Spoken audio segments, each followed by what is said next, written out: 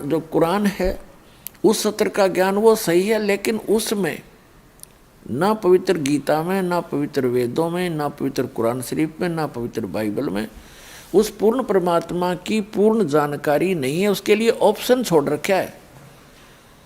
पवित्र श्रीमद् भगवद गीता अध्याय नंबर 4 के श्लोक नंबर 34 में, पवित्र यजुर्वेद अध्याय नंबर 40 के मंत्र नंबर 10 में, और पवित्र कुरान शरीफ के सूरत फुरकानी 25 आयत नंबर 52 से 59 में ये स्पष्ट कर रखा है कि वेद ज्ञानदाता, गीता ज्ञानदाता और कुरान शरीफ का ज्ञानदाता कह रहा है कि वो अल्लाहु अकबर यानी वो पूर्ण परमात्मा तो कोई और है जिसने 6 दिन में सृष्टि रची, 7वें दिन तख्त पर जा बैठे, जो सबका उत्पादक है। उसके विषय में कोई तत्वदर्शी संत से पूछो तो वो ज्ञान जो तत्वदर्शी संत बतावेगा वो ना कुरान में है, ना वेद में है, ना गीता में, ना पवित्र बाइबल में। तो वो है कंप्लीट स्पिरिचुअल नॉलेज जो इनके अंदर नहीं है। तो ये जितने भी हैं ग्रंथ ये इनकम्प्लीट ज्ञान रखते हैं, और इनका ज्ञानदाता भी इनकम्प्लीट गॉड है, कंप्लीट गॉड नहीं है, पूर्ण परमात्मा नहीं है। इतनी सी बात। तो ये जो अब आपको ज्ञान प्राप्त है उस कंप्लीट गॉड के द्वारा दिया हुआ, पूर्ण परमात्मा के द्वारा दिया गया ज्ञान है। आज दास आपको उनका दिया हुआ ज्ञान एज ए टेप रिकॉर्डर सुना रहा है, और उस परमात्मा की कृपा के बिना अन्य इसको समझ नहीं सके। इस दास के समझ में आया। तो अब क्या होगा? अब हजारों वर्षों तक ये ज्ञान चलेगा, पूरे विश्व में शांति होगी। ये माया को इकट्ठी करने की जो दौड़ लग रही है, आग लगी पड़ी है प्रत्येक प्राणी के अंदर, ये इस ज्ञान से शांत होगी। अब पुण्यात्मा, आज जैसे किसी के पास कार है, कोठी है, और सैकड़ों हजारों की एकड़ जमीन खरीद कर डाल रखी है, और चाहे वो प्रधानमंत्री बना हुआ है, चाहे सारी पृथ्वी का भी राजा है, और बहुत धन इकट्ठा करके सोने से सबसे भर रखे हैं उन्हें बैंक वगैरह, और कल मृत्यु होगी और परसों गधा बन जाएगा, खा के ये जीवन उसका। तो बिना ज्ञान के गोबर के भूंड की तरह हम गोबर इकट्ठा करते करते मर जाते हैं, पर सब्र नहीं हमारे। तो इस ज्ञान से सब्र होगा, इस ज्ञान से आत्मा हट जाएगी इससे कि क्या कर रहा हूं मैं, करना क्या चाहिए था, कहां डले ढो रहा हूं, ऐसे अनमोल जीवन को बर्बाद कर रहा हूं। तो ये एक बार पूरे विश्व में अब शांति होगी। सभी जल रहे हैं, किसी को सब्र नहीं और कोई सुखी नहीं। अब जैसे आपको बहुत बार बताया है कि दास एक बार गोवा गया हुआ था। गोवा समुद्र के किनारे एक शहर बसा हुआ है गोवा, वो प्रांत भी है गोवा। तो वहां क्या देखा, वहां एक सत्संग किया था हमने, और जहां सत्संग स्थल था, सत्संग के बाद घूमने के लिए हम, साथ ही समुद्र था, तट समुद्र का, वहां चले गए। वहां क्या देखा, फॉरेनर यानी विदेशी स्त्री पुरुष वहां उसके साथ साथ रेत में अपने बिछा बिछा के बस्तर या कोई वैसे लेटा हुआ था, रेत में लेटे हुए थे, एक अंडरवियर में पैर के, और उनसे बात की। एक आधे भक्त ने, हमने तो अंग्रेजी आवा नहीं थी, तो वो कहते आनंद आ रहा, आनंद यहाँ इनको। तो उसने बताया कि ये कह रहे हमें यहाँ आकर शांति प्राप्त होती है, और वो बता कि वहाँ हमारे बड़े बड़े बिल्डिंग हैं, फैक्ट्रियां चलती हैं, सैकड़ों नौकर, हजारों हमारे नौकर हैं। नमन में बड़ी हंसी आई है, दाता दया तेरी, देख जी रेत में सुख, फिर वो डले क्यों ढोए तुमने, जहाँ सुखे नहीं आग आग इकट्ठी कर ली। तो जो सुख उनको वहां मिला उन कोठी और बंगला में नहीं है, वहां तो आग लगी पड़ी है। और आग क्यों लगी है उन कोठी बंगलों में? क्योंकि भक्ति नहीं है। तो पुण्यात्माओं, फिर ये बात समझ में आ गई उनके। अभी तो वो वहां छोड़कर यहाँ समुद्र का किनारा सुख प्राप्ति के लिए, और खाक सुख और रेत में के सुख है। 10 मिनट पाछे फिर 2 दिन पीछे फिर उस आग में जलना हो न जा करके। अगर जब सुख इतना होकर के ही है, सब कुछ त्याग कर एक लंगोट बांध कर सुख है, तो पहले से सीमित हो जाओ तुम। घर पे भी सुख हो जाएगा।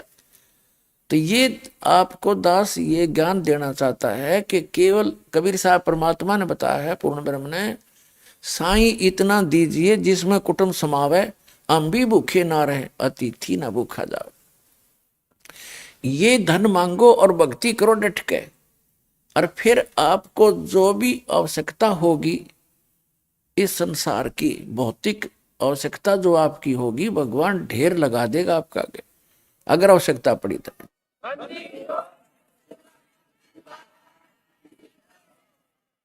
अब जो दास कंसेप्ट क्लियर करना चाहता है कि द्रौपदी का चीर बढ़ा, उसको समझाने के लिए आपको ये भूमिका बना रहा है दास। तो क्या होगा कि अब हजारों वर्षों तक ये सत भक्ति, ये यथार्थ भक्ति मंत्र आप जाप करा करोगे, आप चले जाओगे फिर सतलोक में। जो लास्ट के व्यक्ति होंगे, क्योंकि प्रत्येक यहाँ काल की व्यवस्था है, समय आने पर उसमें बुराई घर करना शुरू कर देती है। 1000 वर्ष तक तो ये प्योर चलेगा और अरबों खरबों की संख्या में भक्त मुक्त होंगे, सब सतलोक चले जाएंगे।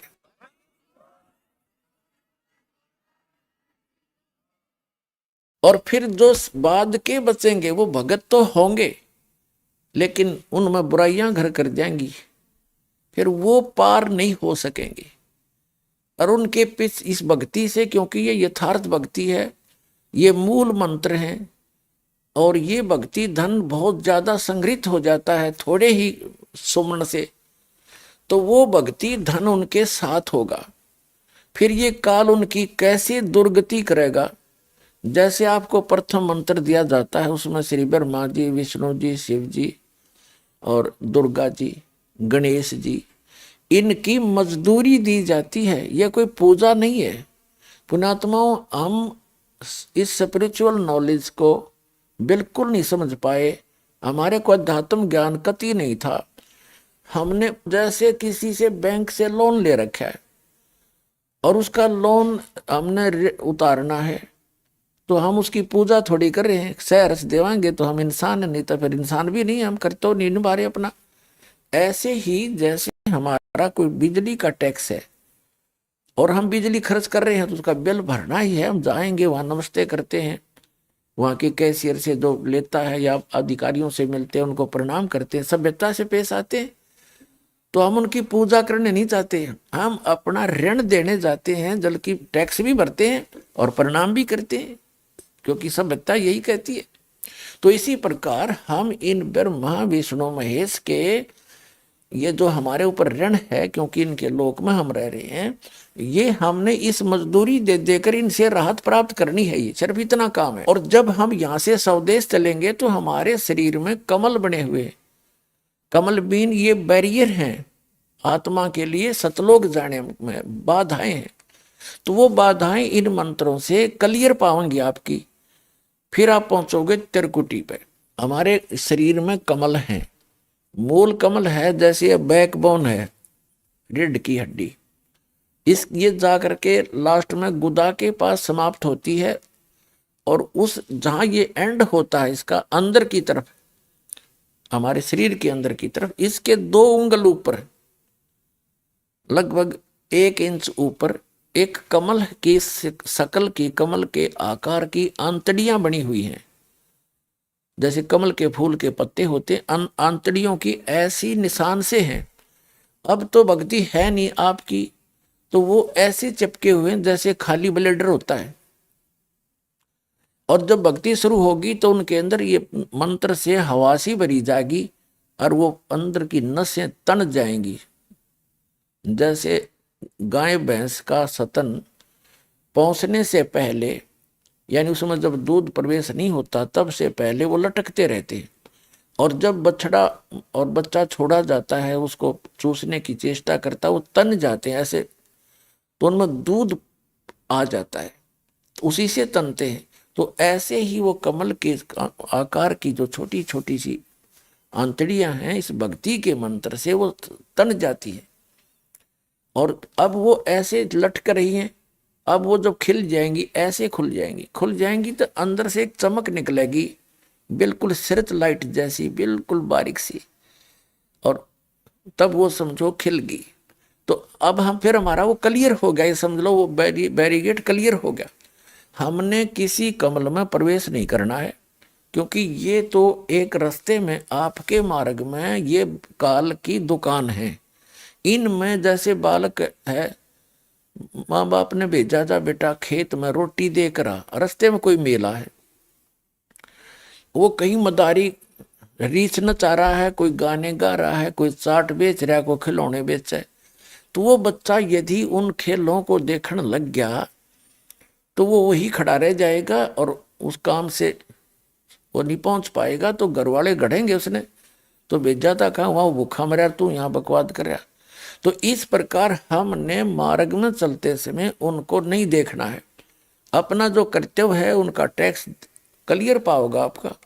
परमात्मा साथ रहेंगे इस दास के रूप में। जब आप यहां से चलोगे आपका अकाउंट कराता चलेगा।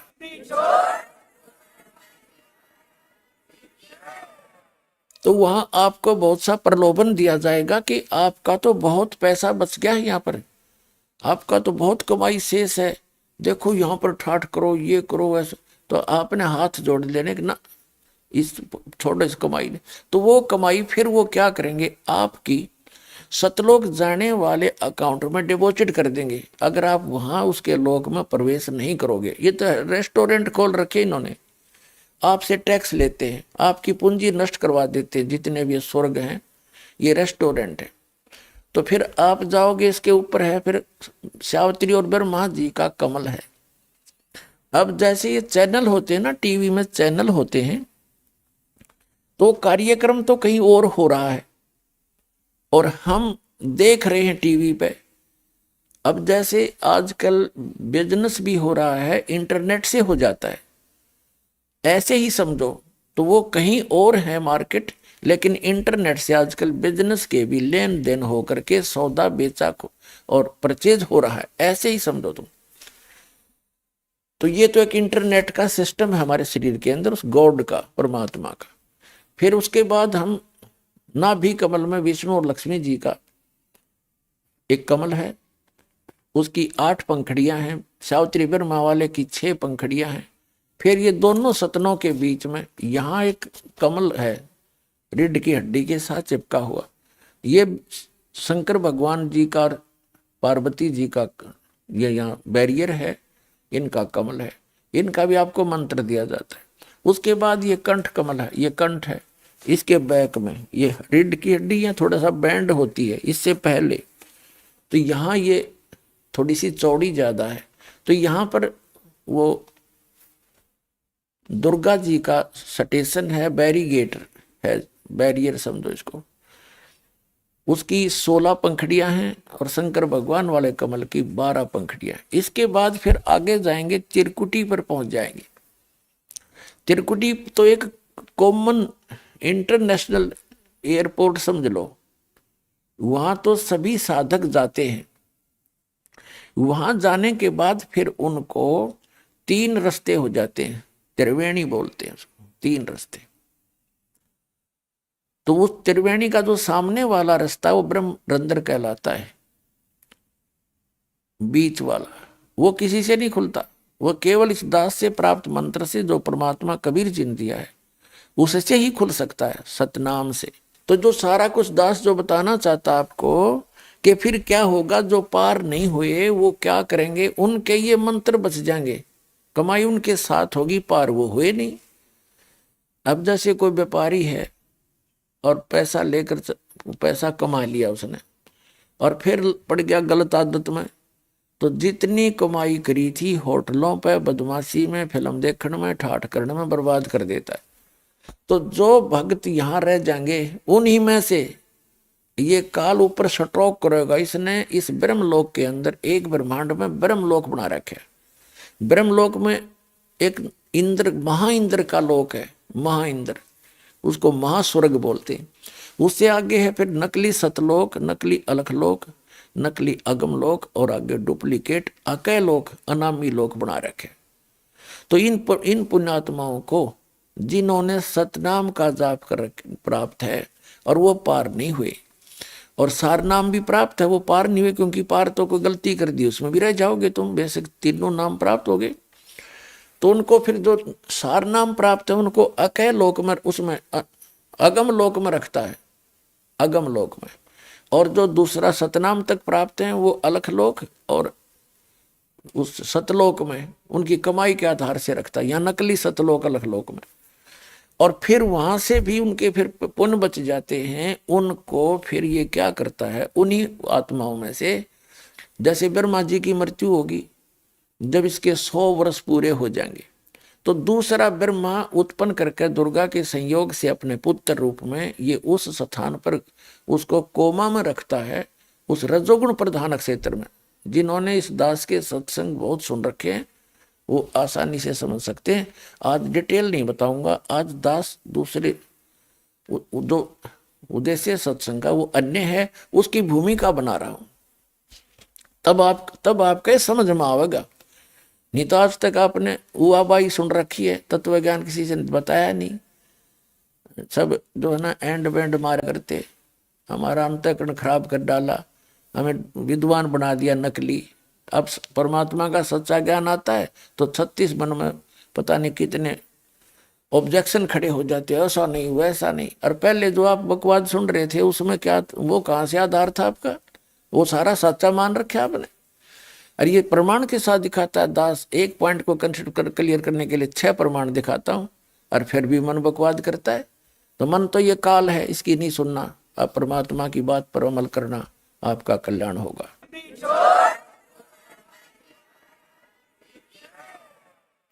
तो फिर ये क्या करता है, जैसे फिर 7 ब्रह्मा की मृत्यु के बाद एक विष्णु जी की मृत्यु होती है, तब उन्हीं पुण्यात्माओं में से जो अब भक्ति करेंगे, ये सही भक्ति कर लेते हैं, इनकी पार होते नहीं, इनके पास भक्ति धन जो का त्यों रह जाता है, उन्हीं में से फिर ये विष्णु जी बना तैयार करके रखेगा, उसको विष्णु के पद पर रख देगा। फिर 7 विष्णु की मृत्यु के बाद एक शंकर जी की मृत्यु होगी, तमोगुण शंकर की। तो तब तक ये एक और अन्य उन्हीं पुण्यात्माओं में से अपना पुत्र रूप में शंकर तैयार करके रख लेता है। और उन पुण्यात्मा जो वर्तमान में ब्रह्मा विष्णु महेश बने हैं, ये आगे 84 लाख योनियों में चले जाएंगे। उसके बाद फिर ये कहाएंगे स्वर्ग में आएंगे, ये पुण्यात्मा ब्रह्मा विष्णु महेश स्वर्ग में इनके रहे खये जो पुण्य है वहां समाप्त करेंगे। उसके बाद पृथ्वी पर आकर ये राजा बनेंगे। ऐसे थोड़ा जल्दी से खत्म होता है, इतना धन इकट्ठा हो रहा है आपका। राजा बनकर फिर ये नरी को वध करेंगे, कहीं शिकार खेल लेंगे, एक दूसरे के राज को हड़प करने के लिए लाखों लोगों को मरवा डालेंगे, मार डालेंगे, और गुटी सूटी लाओगे और नरी बकवाद करेंगे। यानी इनके पुण्य समाप्त होंगे, पाप की वृद्धि शुरू हो जाएगी, और अगले जन्म में ये गधे बना दिए जाएंगे। तो ये पूरा प्रोसेस है इस काल भगवान का। परमात्मा ने दास को अकल दी, बुद्धि दी, और अब आपको चाहता हूं कि मास्टर बना दूं, आप मार ना खाओ, किसी की बहकाई में नहीं आओगे, ऐसा तैयार कर दूंगा यदि विश्वास रखोगे तो फिर क्या होता है, उन्हीं पुण्यात्माओं में से कोई जैसे द्रौपदी बनती है, कोई किसी सत्र पर आती है, कोई कुंती बनती है, अच्छी आत्माएं होती हैं ये। तो ऐसे अब दास जिस स्थान पर आपको लाना चाह रहा था अब पहुंचे हैं। जैसे ये परमात्मा इतना दयालु है, कहते हैं जो जन मेरी शरण है ताका हूं मैं दासे, गेल गेल लाग्या फिरूं जब तक धरती आकाशे। एक बार भी कोई पुण्यात्मा मेरी शरण में आ गया, मेरा बच्चा बेटा या बेटी, कहता उसको मैं फिर छोड़ दूं नहीं, उसके साथ रहूंगा, उसके पीछे पीछे फिरता रहता हूं जब लग धरती आकाश, यानी जब तक ये कयामत आवेगी या प्रलय होएगी जिसमें पृथ्वी का भी नाश हो जाएगा, तब तक मैं उसके साथ रहूंगा और उसको चाहूंगा, कोशिश करूंगा कि निकल जा जल्दी सी। हम कहाँ गलती खाते रहे सतयुग त्रेता द्वापर में, भक्ति सभी करती है आत्मा। ये तो अभी नास्तिकता पनपगी, जैसे पूरा चीन नास्तिक हो गया, रूस नास्तिक हो गया, और अब भारत का नंबर था। जब ये भक्ति शुरू ना होती 100 वर्ष के बाद भारत भी कंप्लीट नास्तिक हो जाता, क्योंकि इतने नकली पंथ चल पड़े, इनसे लाभ कुछ हो नहीं रहा, सभी थक चुके, ना कोई सुख हुआ ना आध्यात्मिक लाभ ना भौतिक लाभ होता। तो अब कुछ दिनों में ये सभी नास्तिक हो जाते, कुछ ना रखा भगवान भगवान में। तो यही कारण था कि जैसे चीन पूरा महात्मा बुद्ध को मानते थे और उनके पूर्वज जो थे उनके अनुयायी बन गए, उनके द्वारा बताई सब क्रियाएं करते थे। उससे कोई उनको तो लाभ हुआ तो नहीं, लेकिन पूर्व जन्म के ओपन कर्मी थे, उनसे लाभ होता रहा। तो वो ये सोचा करते थे कि हम जो साधना कर रहे हैं उससे लाभ हो रहा है। उसके बाद जो उनके वंशज फिर और आगे आए, वो भक्तिहीन प्राणी थे, साधना वही करते थे जो उनके पूर्वज करते थे, उनको कोई लाभ हुआ नहीं, साधना से होना ही नहीं था, क्योंकि चार्जर ठीक नहीं था, वो मंत्र सही नहीं थे। तो फिर बाद वाला ने न्यू सोच लिया कोई भगवान भगवान नहीं है और ये सब बकवाद बंद करो। तो उन्होंने कंप्लीटली बैन लगा दिया, राम की चर्चा नहीं करनी। तो यही भारत का दशा होती, क्योंकि भारत दो एक यूनिवर्सिटी है अध्यात्म मार्ग की, सदा से ये स्थान ऐसा है। भारत कोई अलग नहीं है विश्व का, विश्व सारा एक ही है, लेकिन ये स्थान विशेष है उस परमात्मा का, जहां वो आते हैं, विशेष भक्ति प्रदान करते हैं। सतयुग त्रेता द्वापर तक हमारे पूर्व जन्म के पुण्य हमारे साथ चलते रहे, क्योंकि जो दास बता रहा आपको, कलयुग के अंदर ये भक्ति होती है, फिर ये ऊपर चले जाते हो, वहां अपने स्वर्ग में महास्वर्ग में पुण्य खत्म करके फिर सतयुग में जन्म लेते हो पुण्यात्माएं। अब सतयुग त्रेता द्वापर तक उनके पुण्य काल बार बार जन्म देकर उनको नष्ट करवा देता है, और वो पहले साधना कर रहे होते हैं वो शास्त्र विरुद्ध। तो उससे भी उनको ये लगता है कि हम जो ये साधना कर रहे हैं इसी से लाभ हो रहा है, या भूल थी उनकी। अब जैसे पुण्यात्माओं या परमात्मा की वाणी में आया है कि बेसम पिता और द्रोणाचार्य ये कर्ण से बाणों मारे और महाभारत में टटीरी के रखे, वहां घंटा टूट पड़ा रे। अब जैसे एक टटीरी पक्षी थी, वो पिछले जन्म की पुण्यकर्मी प्राणी थी, और परमात्मा पक्षी रूप में भी पुण्यकर्मी प्राणी जो अपने मनुष्य जीवन का जो संस्कार पूरा करके पशु जुनी में भी चली गई थी वह, तो वहां भी उसने पुकारा, उसका कोई पुण्य शेष था तो वहां भी रक्षा करी थी उसकी। अब वो टटेरी ना तो राम न जाने थी, ना कृष्ण ने, और ना ब्रह्मा को, ना विष्णु को, ना उसने कोई मंत्र का पता था। उसने हृदय से पुकार करी है भगवान, मैंने तो यहाँ अपने बच्चे उत्पन्न कर दिए, अंडे। अरे इधर एक टटीरी पक्षी था, उसने अंडे उत्पन्न कर दिए महाभारत के उस मैदान में, कुरुक्षेत्र के मैदान में, जहां महाभारत होना था, युद्ध होना था कौरव पांडवों का। तो उसने अंडे उत्पन्न कर दिए, तो देखा इधर से चारों तरफ से सेना आकर इकट्ठी होने लगी। तब उसने पुकारा, हे भगवान मेरे बच्चों की रक्षा करिए। तो परमात्मा ने इंद्र के हाथी का घंटा टूट गया, 88,000 मन बताते, 88,000 मन का, और वो अंडों के ऊपर आकर टिक गया, बीच में अंडे सुरक्षित। कहते अग्नि बाण छूटे, वहां पर ना जाने कितनी जनता मर गई, और कति अग्नि बाण वहां चले, नो आग सी लग गई थी। 18 अक्षौणी सेना, 11 कौरवों की और 7 पांडवों की, 7 करोड़ अक्षौणी, तो 18 करोड़ सेना कटकर मर गई, लेकिन टटीरी के अंडों को कोई आंच नहीं आई।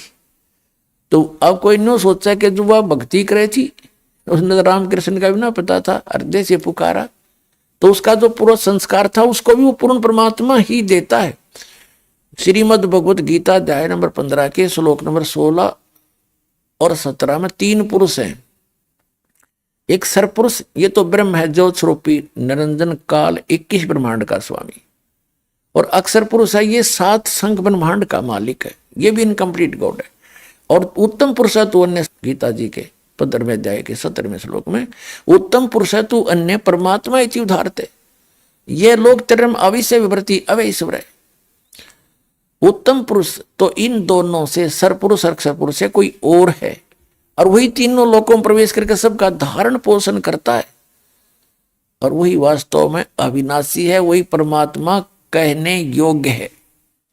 तो वो कौन है? वो परम अक्षर ब्रह्म है। 8वें अध्याय के प्रथम मंत्र में अर्जुन ने पूछा कि आप जी ने 7वें अध्याय के 29वें मंत्र में श्लोक में गीता जी में जो तत्ब्रह्म की बताया है, वो तत्ब्रह्म को जानकर सारे अध्यात्म से परिचित व्यक्ति और सभी कर्मों से परिचित व्यक्ति केवल जरा और मरण से, बुढ़ापे के दुख से और मृत्यु के इस कहर से बचने के लिए, छूटने के लिए प्रयत्न करते हैं। जो उस तत्ब्रह्म को जान चुके होते हैं वही यहाँ की कोई वस्तु की डिमांड नहीं करते।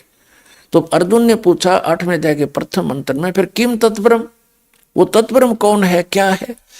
8वें अध्याय के 3रे श्लोक में गीता ज्ञानदाता ने कहा कि वो परम अक्षर ब्रह्म है। तो वो परम अक्षर ब्रह्म है। गीता जी के अध्याय नंबर 15 के श्लोक 17 में कहा है उत्तम पुरुषत्व है, ये वो परम अक्षर ब्रह्म है। और यही तीनों लोकों में प्रवेश करके सबका धारण पोषण करता है।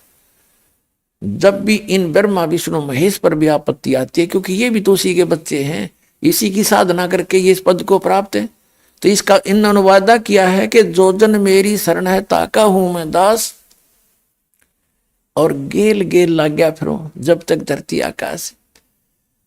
तो पुण्यात्मा जो दास आपको बताना चाहता था कि जैसे आप जी को ये भ्रम था कि मैं छोटी मोटा कोई सुख शांति आपको प्राप्त है, और आप सोच रहे थे मैं माता की पूजा करता हूँ या हनुमान जी की करता हूँ या विष्णु जी की करता हूँ या कोई और किसी संत की शरण में जाकर शास्त्र साधना प्राप्त हो, और आप सोचते हो मुझे संत से लाभ मिला है, ये आपकी भूल है, अध्यात्म ज्ञानहीनता है। उनसे लाभ हो ही नहीं सकता आपको। अरे ऐसे लाभ टीरी को मिल गए जो कुछ भी भक्ति ना करे थी। ये बताना चाहता है दास कि वो कौन सी भक्ति कर रही थी, वो पूर्व संस्कार से ही मिला उसको। कहते हैं वहां उसके बच्चों की रक्षा करती, और करने वाला वही है, ये याद रखना।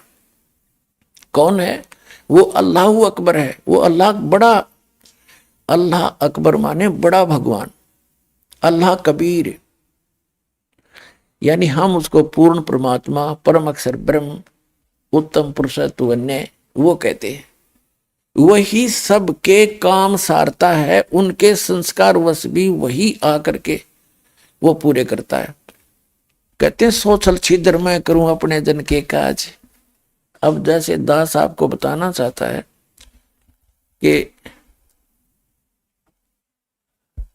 दुर्योधन और दुशासन को द्रौपदी चीर उतारे, अंधे को पीन दी थी। ये है सुख संवेद जो दास आपको सुनाने जा रहा है, जो परमात्मा से प्राप्त। आदरणीय गरीबदास साहिब जी ने अपना एफिडेविट दिया, बोला अमृतवाणी से सुना रहा, उनकी अमृतवाणी से, कि अंधे को पीन दी थी और बढ़ गए अंत पारे। अब ये द्रौपदी कौन?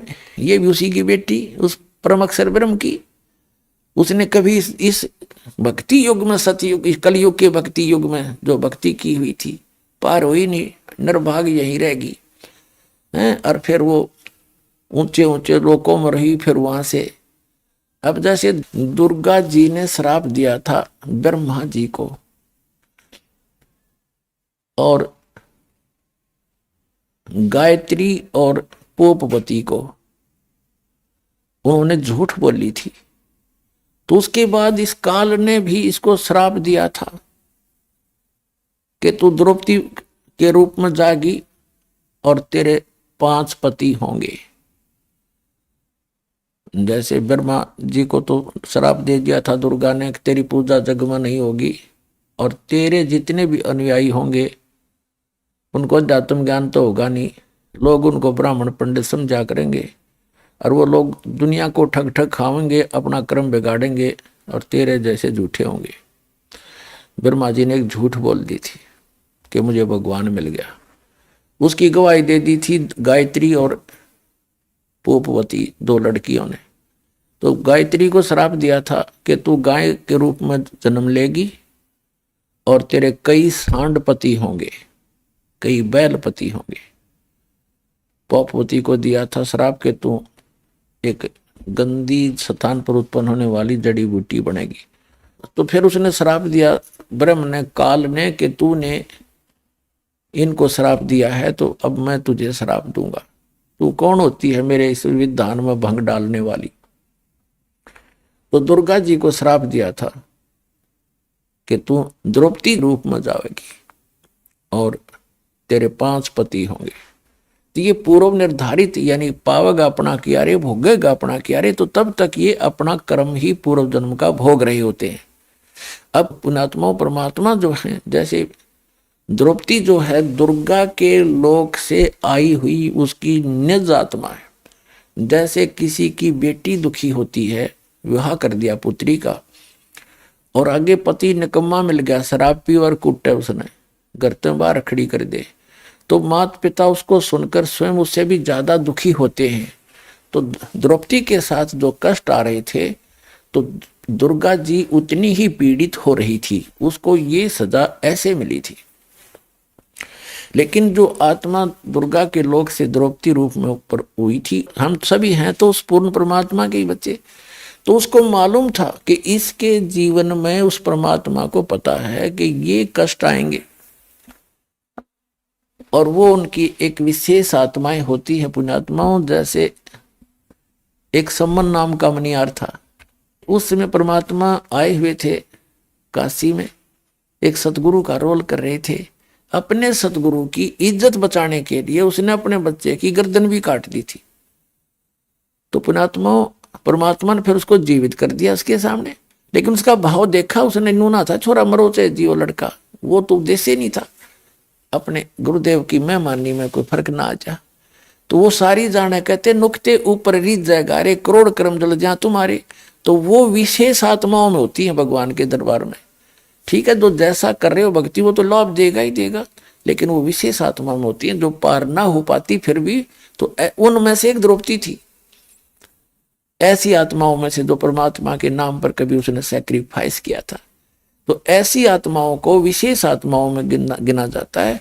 तो उनको मालूम था मालिक को कि इसके ऊपर ऐसा पहाड़ टूटेगा, इसको नगन करेंगे, ऐसा ऐसा इसके प्रारब्ध में। उससे पहले ही उससे ऐसा पुण्य करवा दिया। एक अंधा महात्मा था, और वो क्योंकि परमात्मा आते हैं और सत भक्ति वही बताते हैं, कभी भी आ जाते हैं वो और किसी रूप में, जैसे साधु संत के रूप में, और ऐसी विशेष आत्माओं को वो ज्ञान देते हैं, उनको भक्ति बता देते हैं, वो साधना करने लग जाते हैं। जैसे कहीं पर भी प्रकट हो जाते हैं साधु रूप बना के, बहुत से प्रमाण हैं उन महापुरुषों को मिले, गरीबदास जी को मिले साधु रूप में आके भक्ति बता गए, और नानक साहब जी को मिले, गुरु नानक को मिले एक संत रूप में आकर के और सत भक्ति बताकर चले गए। ऐसे ही वो परमात्मा आए और उनको उस अंधे महात्मा को, उस अंधे भगत को साधना बता दी, वो अपना भक्ति करने लग गया। अब पुण्यात्मा जैसे एक सुदर्शन नाम के सुपच थे, सुपच माने शेड्यूल कास्ट में, वाल्मीकि के घर जन्म था उनका, और वो परमात्मा जैसे द्वापर युग में स्वयं भी आए हुए थे करुणा में नाम से। तो सुदर्शन जी उनके शिष्य थे। अब पांडवों की यज्ञ का प्रकरण बाद में सुनाएंगे आपको, ये लंबा प्रकरण हो जाता है। तो सुदर्शन जी को निमंत्रण दिया गया था जब उन पांडवों की यज्ञ पूर्ण नहीं हुई थी। तो सुदर्शन जी ने उसको कह दिया था, भीम जो निमंत्रण देने आया था, कि भी तुम्हारे यज्ञ में मैं नहीं जा सकता, क्योंकि तुमने तक घोर पाप कर रखा, करोड़ों आदमी मार डाले हैं, करोड़ों बहन विधवा होगी, कई करोड़ बच्चे अनाथ कर दिए, तुम तो रक्त सना राज्य कर रहे हो, तुम्हारे घर का अन्न जो खाएगा सीधा नरक जाएगा। तो परमात्मा से आकर के अपने गुरु जी रूप में आए थे भगवान कबीर जी, करुणा में नाम से द्वापर युग में सुदर्शन जी ने कहा था कि भगवान ऐसे ऐसे उस युधिष्ठिर राजा का भाई भीम आया था, और मैंने उसको ऐसे ऐसे बोल दिया, गलत तो नहीं कह दिया भगवान।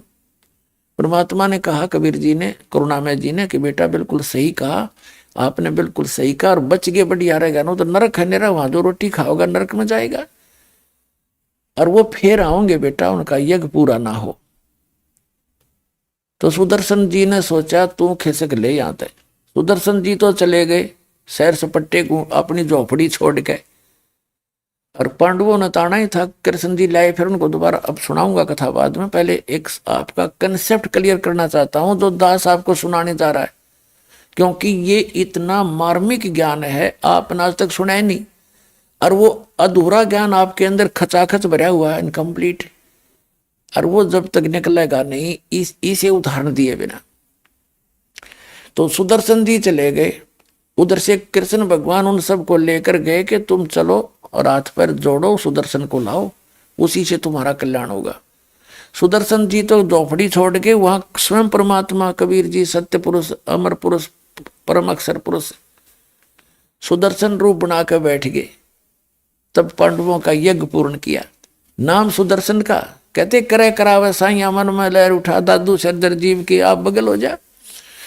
तो उसको महिमा की भूख नहीं मालिक को, वो तो समर्थ है। और महिमा बनी सुदर्शन की, काम किया खुद दाता ने। ऐसे ही समझो वो जो अंधा महात्मा था भक्त, वो परमात्मा आते हैं, जैसे करुणा में रूप में भी आए हुए थे, तो उनसे मिले, उनको ज्ञान दिया। उस भक्ति से वो अपनी भक्ति कर रहा था, सच भक्ति कर रहा था अंधा महात्मा।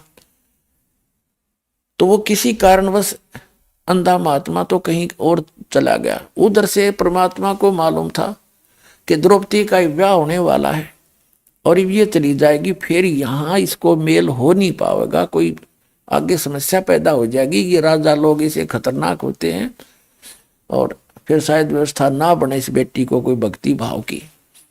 और वो श्री कृष्ण जी को अपना गुरु मान बैठी थी। आगे चल के विवाह होने के बाद उसने श्री कृष्ण जी को अपना गुरु बना दिया। उससे पहले, विवाह से पहले की बात है, तो राजा द्रौपद ने गंगा के किनारे पर, गंगा दरिया के किनारे पर एक लेडीज घाट बना रखा था। और वहां उस द्रौपदी हजारों सहेलियों के साथ, सैकड़ों सहेलियों के साथ प्रतिदिन मुंह अंधेरे वक्त से उठकर स्नान करने जाया करते थे। उस क्षेत्र में जेंट्स का जाना अलाउड नहीं था। अब वहां वो महात्मा, अंधे महात्मा का रूप बनाकर स्वयं परमेश्वर वहां चले गए।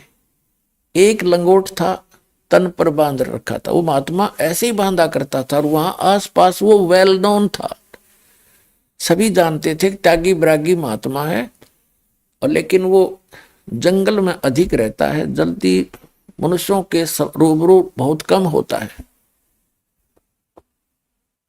तो वो उस महात्मा का रूप बनाकर परमात्मा, और उनके गंगा का पर जो घाट बना हुआ था बहनों का नहाने का, उससे डाउन स्ट्रीम में जिधर जल जा रहा था बहता हुआ दरिया का, उससे लगभग 200-300 फुट पर वो स्नान करने लगा दरिया में बढ़कर घाट से बाहर। उनका लंगोट टूट गया।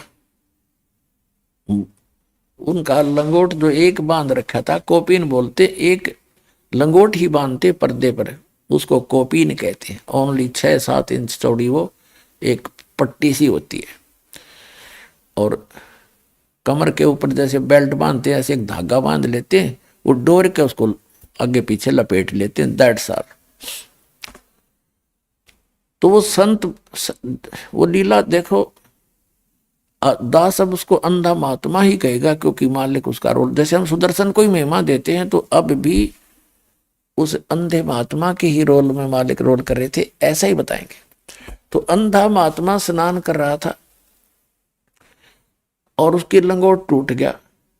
पहले तो किनारे पर थोड़ा सा खड़ा था, नहा रहा था, फिर उसने देखा लड़कियां आ रही थी, सुबह का समय था, और लड़कियां चलती हैं तो बोलती बतलाती, कोई कोई चर्चा करती हैं, सैकड़ों की संख्या में, तो दूर तक आवाज जा रही थी।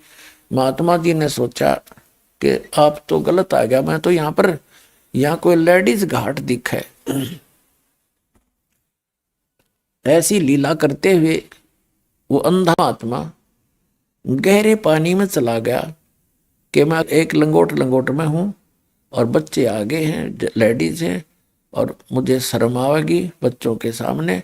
वो इतने पानी में चला गया और वहां अपना स्नान कर रहा है। कुछ देर में क्या हुआ, कैसे मलते मलते उसकी वह लंगोट टूट गया, वह कोपीन भी जल में प्रवाह होगी चली गई।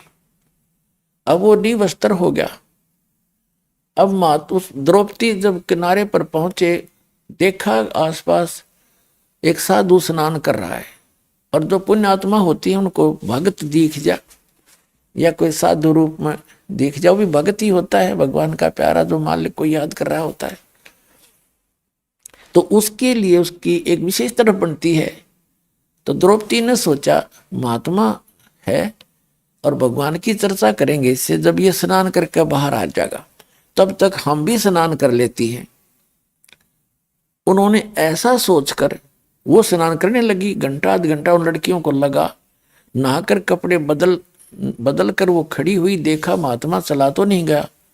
तो उसने क्या देखा कि वो महात्मा ना स्नान कर रहा है और इन दोनों बाजुओं से नीचे तक पानी में, गंगा में खड़ा है और हाथ ऐसे मार रहा है जैसे कोई चीज ढूंढ रहा हो। तो द्रौपदी को गॉड गिवन कुछ कॉमन सेंस अच्छी थी। वह समझ गई कि महात्मा का बाहर तो कोई वस्त्र दिखाई देता नहीं, और हो ना हो इनका कौपीन बह गई हो। फिर कुछ दिव्य दृष्टि थी द्रौपदी के पास। उसने देखा कि सचमुच महात्मा तो नंगे हैं और ये बाहर आएंगे भी नहीं। और चलो हम ना बात करेंगे तो सारा दिन इसमें रहेगा, रात्रि में निकलेगा, यो इतना इज्जत वाला व्यक्ति है। तो लड़की ने सोचा महात्मा दुखी होगा। तो उसी समय उसने अपनी साड़ी से, एक राजा की लड़की, विचार करना पुण्यात्माओं कितनी कीमती साड़ी पहन रही होगी। हम अपने बच्चों को, चाहे मजदूर हैं, हम अपने बच्चों को अच्छे अच्छे कपड़े पहनाते, अपनी औकात से भी अच्छे। तो राजा की लड़की की कितनी कीमती साड़ी होगी, और उसके साथ कितनी नौकरानियां भी थी। अपना परमात्मा कहते हैं लोभ करे तो ऐसा करे। बैराग नाम है त्याग का 5-25 माह। जैसे अब हम लोभ करते हैं, लालच करते हैं, बेईमाना करते हैं, माया जोड़न का दूसरों को धोखा देके, और फिर लोभ करे, बेईमाना करे कि मैं सेवा करूं, मैं दान घड़ा करूं, दूसरे से भी ज्यादा सेवा करूं,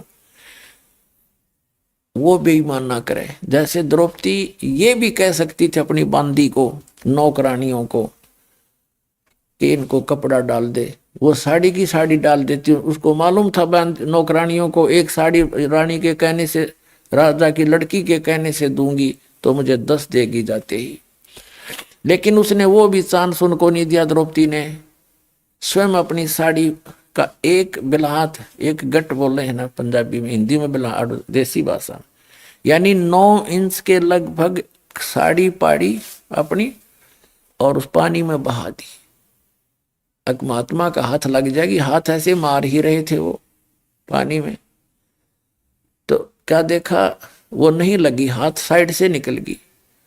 उसने फिर दूसरी टुकड़ा पाड़ा, फिर छोड़ दी, वो भी साइड से निकल गई। तीसरा 7-8, यानी ये देखो दो टुकड़ों में कितनी 1.5 फुट साड़ी गई लगभग, और 7-8 ऐसे फाड़ फाड़ के पानी में बहा दी।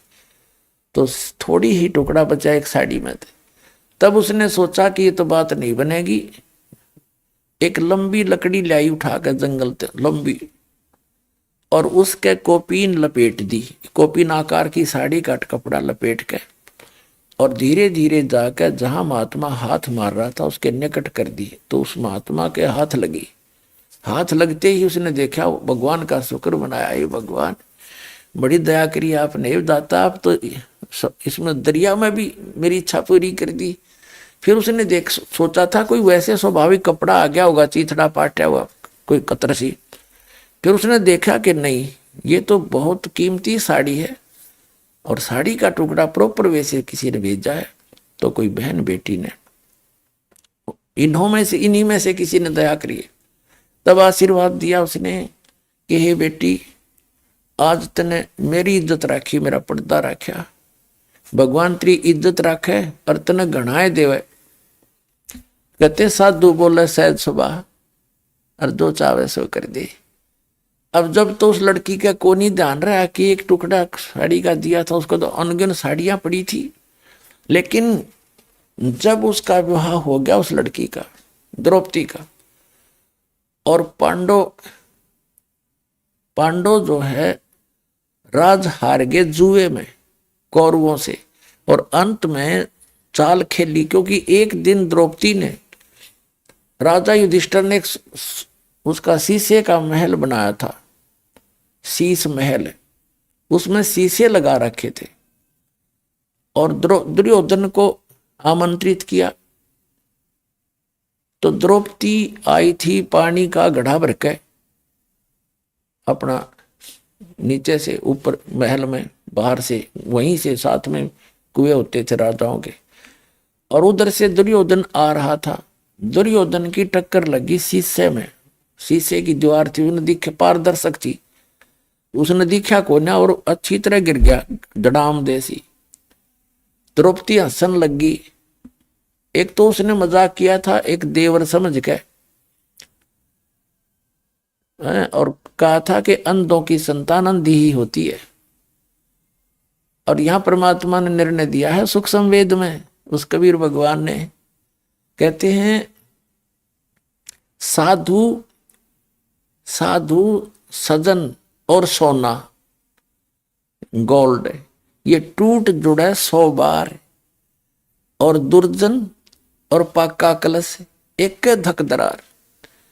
कितना अनमोल उदाहरण दिया परमात्मा ने कि जो सजन व्यक्ति होते हैं उनकी कहा सुनी भी हो जाती है, लेकिन कुछ दिनों के बाद ऐसे हो जाते हैं जैसे कभी झगड़ा हुआ ही नहीं था, कोई मलाल नहीं रखते।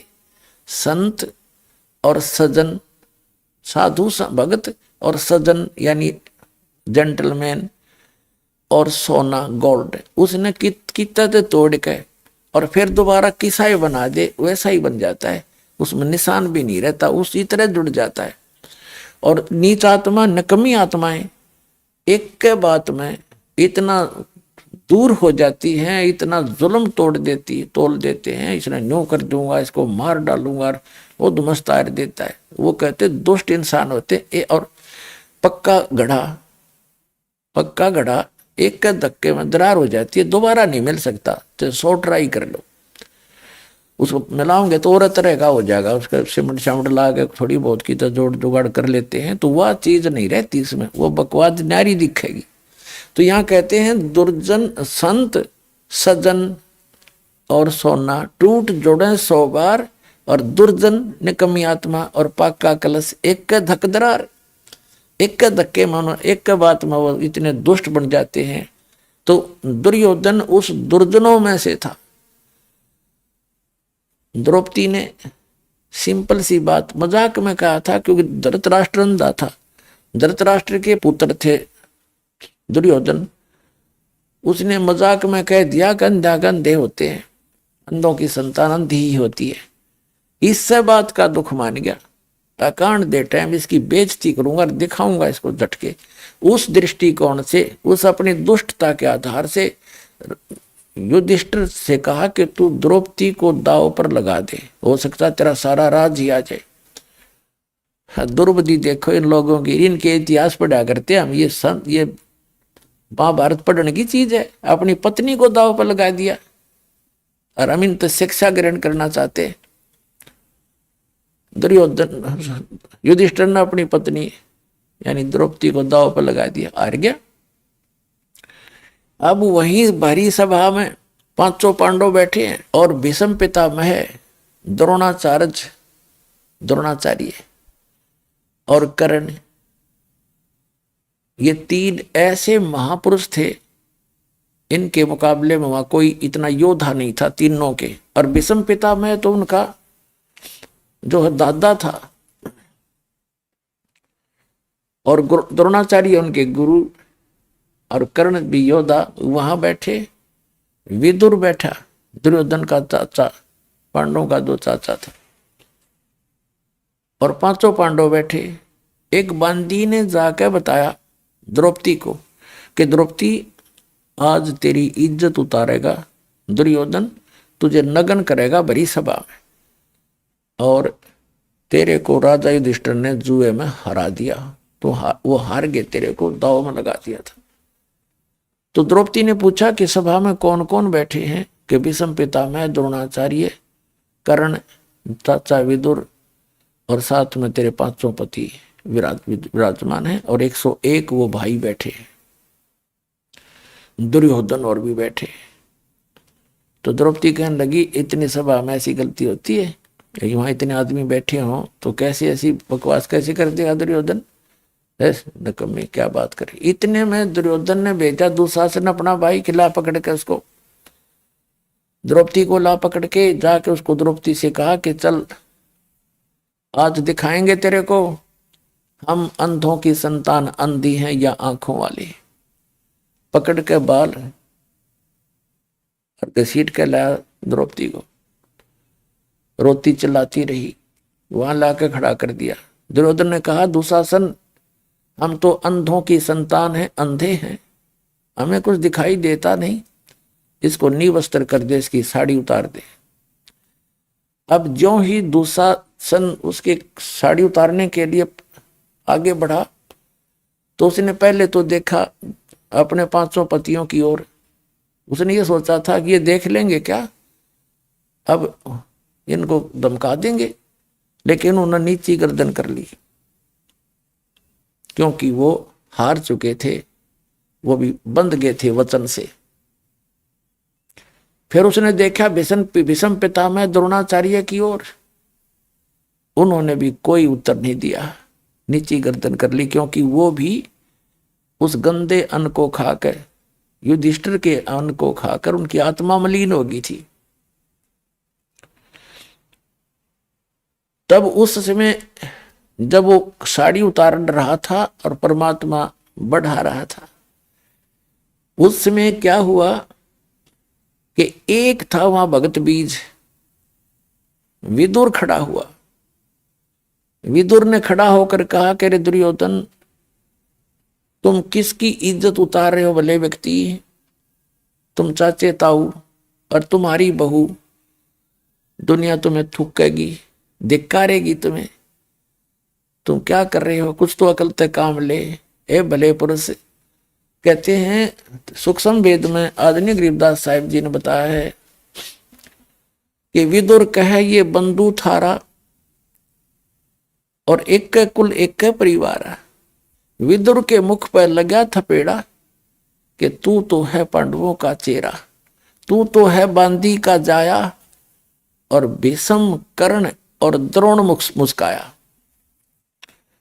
अब देखो कितना निर्णायक ज्ञान दिया है सूक्ष्म वेद के अंदर, जो गॉड गिवन है, कंप्लीट पूर्ण परमात्मा का दिया हुआ, complete God given, complete spiritual knowledge.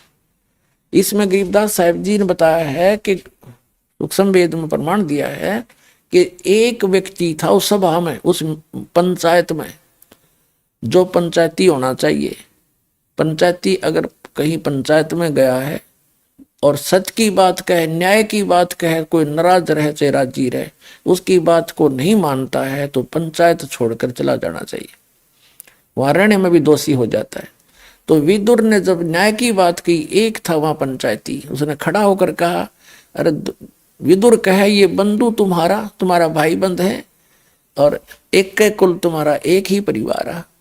Vidur के मुख पर लगा थपेड़ा, दुशासन ने थप्पड़ मारा अपने चाचा के, और तू तो है इन पांडवों का चमचा, तू तो इनका इनने की तरफ बोलता हमेशा ही। कहते हैं तू तो है बांदी का जाया, क्योंकि विदुर की उत्पत्ति एक बांदी से हुई थी। तो उस बात पर जब दुशासन ने ये कहा कि तू तो है बांदी का जाया, भीष्म, द्रोण और कर्ण मुस्काया। वो तीनों योद्धा भीष्म पितामह, द्रोणाचार्य और कर्ण, कहते हैं दांतरे काटे, दांतरे हंसे, जबकि उनको खड़ा होकर कहना चाहिए था, निकम्मे खबरदार जब तेने तेरा अपने चाचा का हाथ लगा दिया, तेरे जैसा दुष्ट नहीं, निकम्मी आत्मा, और सभा छोड़ देनी चाहिए थी। कहते वो हंसे इस बात पर, जब उन्होंने न्यों कहा तू तो बंदी से उत्पन्न है ना, तेरी तो ऐसी ही गुलामों वाली ही वृत्ति है और तो इनका चमचा है। इस बात पर वह तीनों हंसे, जबकि गुरु पद पर बैठा व्यक्ति हंस रहा इस बात पर। धिक्कार। अरे इन इतिहासों को पढ़ा करते, हमारी श्याम अपना कल्याण चाहते थे और समाज सुधार चाहते थे। तो कहते हैं जब द्रौपदी ने देखा, विदुर चला गया उठ के, अब द्रौपदी ने देखा ये तीनों हंस रहे इस बात पर। अब पुणात्माओं, जो आज दास ने कथा सुनाई थी गज और गरा की, हाथी और मगरमच्छ की, जब तक उन्होंने अपने अंगे का प्रयोग किया वह दुखी रहे, और जब उन्होंने मालक याद किया तो फैसला हो गया उनका। तो हम जब तक अपनी बकवादों में अपना हंगा प्रयोग करेंगे मालिक दूर रहे से, और जब हम उस मालिक को याद करेंगे, यहां संसारिक साथी तरह कोई आपका कोई साथ नहीं देगा। आप देख लेना, हमने तो खूब आजमा रखा है। जब हम मालिक की शरण में आते हैं तो उसी को पुकारें। जब द्रौपदी ने जब सारे उसके देख लिया कि कोई भी संसारिक सहयोग तुझे नहीं मिल रहा है, तब मालिक याद आया। अब देखो आपत्ति में सब पुकारे हैं, सब ने पहले माँ बाप ने याद करें, फिर हे भगवान बचाइए, लेकिन उनकी पुकार नहीं सुनी जाती क्योंकि उनके पूर्व जन्म का कोई संस्कार नहीं होता। अब वो एक बिलहात 1 9 इंच का दिया हुआ कोपीन का कपड़ा सुपात्र को कुपात्र को दिया हुआ दान भी विफल होता है। तो सुपात्र को दिया हुआ वो नेसेसिटी थी उसकी, जैसे मेरे साधु आंड रहे हैं और कपड़े मांगते हैं और सामने बेच कर दारू पी ले, ऐसे दुष्टों को दिया हुआ तो यूजलेस है वो। तो ऐसे स्थान पर दिया हुआ पैसा उसको टुकड़ा अब कहाँ काम आया। जैसे द्रौपदी ने वहां से पुकारा, उसकी आत्मा की पुकार गई ऊपर धर्मराज के दरबार में। ऑटोमेटिक सिस्टम है यहाँ का। अब तो आपको और आसानी तो समझ में आ जाएगा, इंटरनेट वगैरह लग गए, समझदार मालिक ने पहले याद आया न्याय करी है कि आध्यात्मिक मार्ग तो इससे और एफिशिएंट है और बहुत ज्यादा सुपीरियर है इससे। तो यहां से पुकार गई ऊपर, एकदम वहां घंटी बजती है जबरदस्त। जब जिसी पर आपत्ति आती है, धर्मराज ऑटोमेटिकली उस आत्मा का अकाउंट खुल जाता है और धर्मराज उस पर ध्यान जाता है कि इस लड़की पर ये आपत्ति आई, इस आत्मा पर, तो वो ये देखता है इसका कोई ऐसा संस्कार है जिससे मैं इसकी मदद करवा सकता हूं। तो उसने क्या देखा कि ये एक अंधे महात्मा को कपड़ा दिया लड़की ने, और उसका फिर बेनिफिट देखा उसी में कंप्यूटर में, उसमें देखा इसमें तो कितना ही दिया जा सकता है। तो वहां से रिफ्लेक्ट होकर वो उसकी पुकार कहाँ आती है। जैसे श्री कृष्ण रूप में उनके गुरुजी थे द्रौपदी के, श्री कृष्ण जी। श्री कृष्ण जी तो द्वारका में अपनी पत्नी रुक्मणी के साथ वहां शतरंज खेल रहे हैं और वहां से वो रिफ्लेक्टेड आई पुकार शक्ति। श्री कृष्ण जी पासे डालना चाहा, जैसे शतरंज खेलते हैं ना, पासे होते हैं इनके, और उसमें बोलते हैं पासे डाल के कोई पौ 12, कोई कच्चे 11, पक्के 12, पक्के 18, ऐसे। तो जो ही श्री